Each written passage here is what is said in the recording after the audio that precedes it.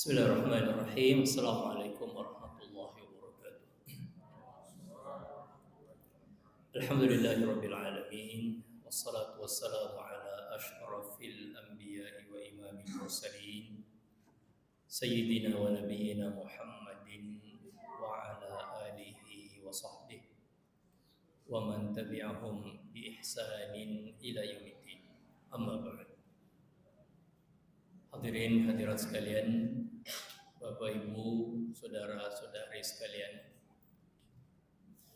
jemaah salat Isya dan Tarawih yang dimuliakan oleh Allah. Ada 7 golongan umat manusia, kata Nabi Sallallahu Alaihi Wasallam, yang nanti di padang mahsyar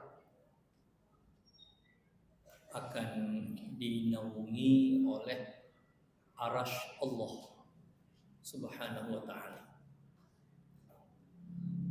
Peristiwa umat manusia berkumpul atau dikumpul di padang mahsyar. Mahsyar artinya tempat berkumpul.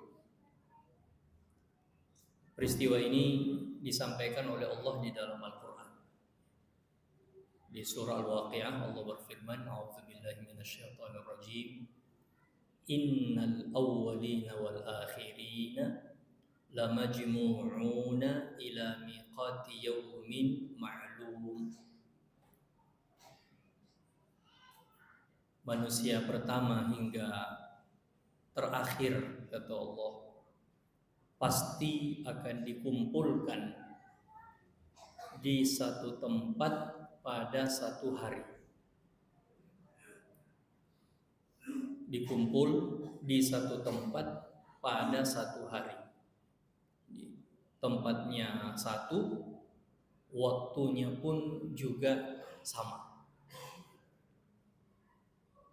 Kita sebut sebagai hari berkumpulnya semua umat manusia, Yaumul Hasyr. Dan pada peristiwa itu Rasulullah Sallallahu Alaihi Wasallam menambah keterangan. Tadunu syamsu ila ru'usil khalaiqi qadrami. Matahari yang baru, sebab kehidupan akhirat semua serba baru. Matahari yang biasanya jaraknya begitu jauh di atas kepala seseorang atau kepala umat manusia, pada hari itu, kata Nabi, akan dekat. Matahari akan mendekat. Jaraknya hanya kurang lebih 1 mil. 1 mil, para ulama kita berbeda pendapat. Ada yang mengatakan 1 mil yaitu jarak yang normal, kurang lebih 2 hingga 3 kilometer. Dan sebagian lain mengatakan 1 mil itu adalah ungkapan untuk jengkal. Jadi 1 jengkal. Maksudnya adalah matahari akan dekat, sehingga semua orang merasakan panas dan mengeluarkan keringat. Dalam kondisi panas yang terik seperti itu, kondisi setiap orang juga payah karena bangkit bangun dalam keadaan tidak tahu akhirnya adalah apa. Bahagiakah, sedihkah? Dalam keadaan gelisah. Kondisinya berat, cuacanya panas dan sangat padat. Kata Nabi Shallallahu Alaihi Wasallam, pada kesempatan itulah ada 7 golongan orang yang akan dijaga oleh Allah, diberi naungan, diberi perlindungan dan naungan, sehingga tidak merasa teriknya matahari dan juga kondisinya lebih ringan daripada orang lainnya. Orang lain yang berdesak-desakan, meskipun tentu saja tetap juga dalam keadaan gelisah, sebab setiap orang hanya memikirkan dirinya sendiri-sendiri. Nah, 7 golongan ini kata Nabi Shallallahu Alaihi Wasallam memiliki keistimewaan dan naungan dari Allah Subhanahu Wa Taala itu adalah balasan untuk perbuatan baik yang mereka lakukan di sini dalam kehidupan dunia sekarang. Jadi balasannya di sana mereka terima. Bukan kebaikan itu mereka lakukan di sana lalu berbalas juga secara langsung, bukan sama sekali. Sebab kita semua tahu bahwa kehidupan akhirat, hadirin hadirat sekalian, adalah tempat untuk mendapatkan balasan atau menuai hasil, ya. Bukan lagi tempat untuk berbuat. Tidak ada lagi semua jenis perintah dan larangan dari Allah, tidak ada. Yang ada adalah tempat untuk menuai hasil. 7 golongan ini Nabi SAW akhirnya rincikan itu, sebutkan secara rinci. Seorang pemimpin yang adil, seorang lelaki yang selalu terpaut dengan masjid, dan 7 golongan. Nah, salah satu diantaranya adalah kata Nabi alaihissalam, syabun nasha'a fi ibadatillah. Seorang remaja, seorang pemuda, seorang yang tumbuh berproses dari masa kanak-kanak ke masa yang lebih dewasa di usia tanggung seperti itu. Kata Nabi, nasha'a fi ibadatillah. Ia hidup, ia tumbuh dalam ketaatan kepada Allah. Seorang yang sudah berusia atau berumur, ya, bahasa kita begitu, sudah berkeluarga, sudah punya tanggung jawab, biasanya tingkat kesadarannya juga lebih tinggi, sehingga tidak aneh atau bukan hal yang aneh kalau kita lihat orang-orang yang umur 40 tahun lebih untuk rajin ibadah, melaksanakan sholat di masjid, berzikir, dan semua jenis ibadah. Bukan hal yang aneh, karena tingkat kesadarannya memang sudah lebih baik, lalu sudah lebih ingin dekat kepada Allah Subhanahu wa Ta'ala. Tetapi melihat seorang anak remaja usia belia, belasan atau 20 menuju 30 tahun aktif dalam melaksanakan ibadah kepada Allah, itu adalah istimewa, hal yang luar biasa. Mengapa? Tingkat kesadaran tidak seperti orang yang lebih dewasa. Kesempatan untuk ia bersama dengan kawan-kawannya dalam hidup, ya, yang mereka lalui itu lebih besar, lebih banyak. Usia sekolah, usia bergaul itu lebih luas, lebih banyak mereka miliki. Namun dalam semua hiruk pikuk itu, ia ingin dekat kepada Allah, kembali kepada Al-Quran, aktif di masjid misalnya, dekat dengan orang-orang solih, membaca dan menambah pengetahuan tentang kehidupan akhirat yang akan ia tuju. Itu adalah hal yang istimewa. Seorang remaja, seorang pemuda, kata Nabi SAW, yang tumbuh dengan melakukan ketaatan kepada Allah. Walaupun ya di tempat seperti kita ini dengan kondisi keagamaan kita yang lebih baik, mudah-mudahan juga kita sering dapati, kita sering lihat anak-anak remaja kita aktif menghafal Al-Quran, belajar dan mengajar Al-Quran, aktif dalam kegiatan-kegiatan sosial, kegiatan-kegiatan Islam. Kita sering lihat dan sering dapat, tetapi itu bukan hal yang mudah. Mengajak atau melihat seorang anak remaja, seorang pemuda untuk menjalankan agama dengan lebih baik, itu bukan hal yang mudah. Hadirin hadirat sekalian yang saya muliakan, kita semua tentu paham, seorang anak yang seperti ini itu bukan karena upayanya sendiri, bukan karena ia sendiri yang berusaha seperti itu. Ada tetapi tidak banyak. Yang banyak itu adalah karena dua hal. Yang pertama adalah dari orang tuanya.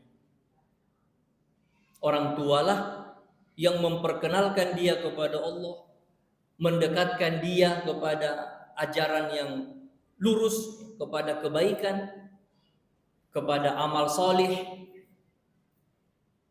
Orang tualah yang membuat ia akrab, dekat dengan Al-Quran, dekat dengan masjid, dekat dengan buku-buku yang bermanfaat, dekat dengan ilmu pengetahuan, dekat dengan aktivitas sosial, dekat dengan semua perbuatan yang memiliki manfaat dan kegunaan untuk dirinya sendiri, keluarga, ataupun orang lain.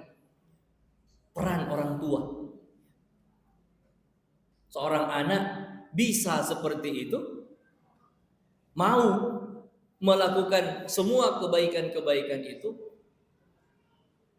bermula dari mana? Karena orang tuanya lah yang memperkenalkan hal itu. Meskipun kadang-kadang orang tua juga tidak melakukannya. Ya, kita semua orang tua juga menyadari itu.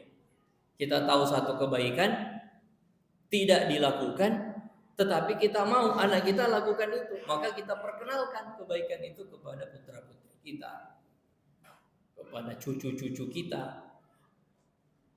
Jadi peran dan fungsi orang tua, dan itu dimulai dari dalam rumah. Coba perhatikan dalam hadis Nabi SAW katakan begini: kullu mauludin yuladu 'alal fitrah. Setiap orang lahir dalam keadaan fitrah, suci, bersih, tanpa noda sedikit pun. Dalam urusan keagamaan, keyakinan, dia lurus, yaitu mengakui hanya satu Tuhan, Allah Subhanahu wa taala. Itu fitrah setiap manusia itu. Lalu kata Nabi, fa abawahu yuhawwidanihi au yunassiranihi au yumajjisanihi. Lalu kedua orang tuanya lah yang membentuk dirinya sehingga ada yang menjadi Yahudi, ada yang menjadi Nasrani, ada yang menjadi Majusi. Ya, orang tua. Nah, kita semua yang diberi oleh Allah Subhanahu wa taala amanah, putra-putri keturunan, anak ataupun sekarang ini cucu, maka sejak dini, sejak kecil, anak-anak kita, putra-putri kita itu didekatkan kepada hal-hal yang baik, hal-hal yang bermanfaat. Itu yang pertama. Yang kedua, kita bisa mendapatkan seorang pemuda, seorang remaja seperti itu adalah karena lingkungan sekelilingnya. Lingkungannya. Dengan siapa ia bersahabat, dengan siapa ia bergaul, dengan siapa ia jalan, buku apa yang ia baca, perangkat yang kita berikan, handphone, tablet, gadget yang kita berikan, itu diisi dengan apa? Itu yang akan membentuk seorang anak. Ya, kita kadang-kadang begitu. Kadang-kadang kita orang tua, bayangan kita, wah dulu saya tidak dapati dari orang tua saya fasilitas seperti yang anak-anak sekarang inginkan. Maka setiap anak hendak sesuatu, ya ayo, saya juga punya, ya kita belikanlah dia. Kita belikan handphone, kita belikan tablet, kita belikan perangkat elektronik. Tetapi semestinya tidak sampai di situ. Isi dari perangkat itu apa? Aplikasi yang diunduh oleh putra-putri kita itu apa saja? Media sosial apa yang biasanya putra-putri kita itu akses? Kanal-kanal informasi yang mereka terima itu dari mana saja? Yang mereka ikuti itu apa saja? Wah, tapi kan kita orang tua tidak boleh mata-matai putra-putrinya. Betul.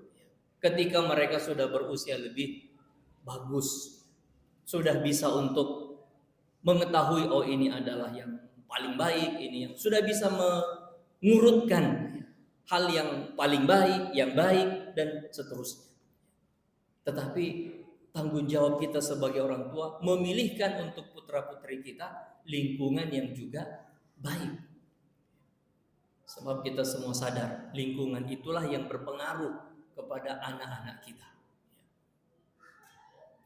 Nah, jadi seorang pemuda yang Nabi bilang dalam hadis itu bukan hanya tiba-tiba muncul. Nanti di akhirat, oh dapat, Masya Allah ini istimewa betul, seorang anak, seorang remaja, seorang pemuda. Meskipun nanti dia bangkit dalam keadaan sudah dewasa, nanti akan mendapatkan keistimewaan, oh ini orang yang hebat. Bukan di sana tempat, tapi di sini. Pendidikannya itu di sini, pembinaannya itu di sini. Maka kembali kepada yang pertama adalah orang tuanya. Ya, orang tua penanggung jawab utama dari seorang anak. Ya, meskipun nanti di akhirat masing-masing orang akan bertanggung jawab terhadap dirinya sendiri-sendiri, tetapi orang tualah yang menjalankan tanggung jawab mendekatkan anak-anaknya kepada kebaikan.